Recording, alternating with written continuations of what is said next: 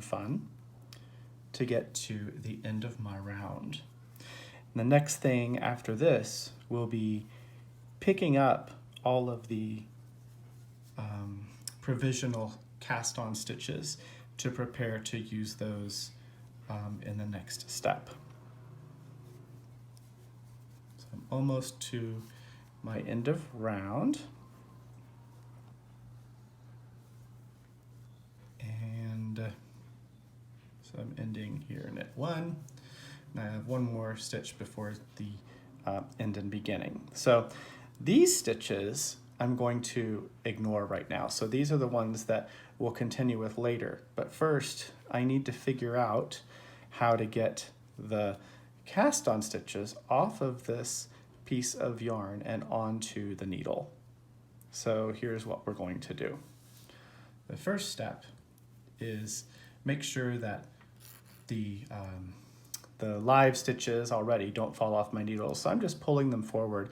If you have some stoppers or something, you can lock these together and hold them in place. The next thing that we need is another needle. So I'm using, in this case, I believe it's a size 4.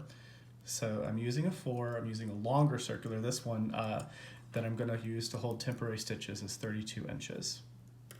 So remember that bow? Well, the bow has kind of undone itself a little bit, but that's okay. It's still pretty. What I will do is just unzip this, unzip, unzip, unzip, until I start to get to my stitches.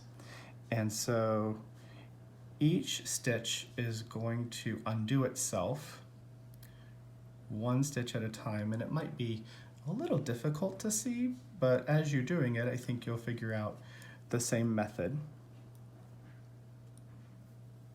So what I'm doing is basically unknitting, or as we call tinking, putting my needle into the stitch that's going to remain and undoing a loop.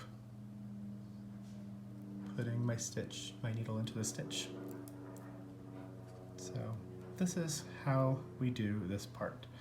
So I'll continue this all the way around the work until I have all of my held stitches on my needle.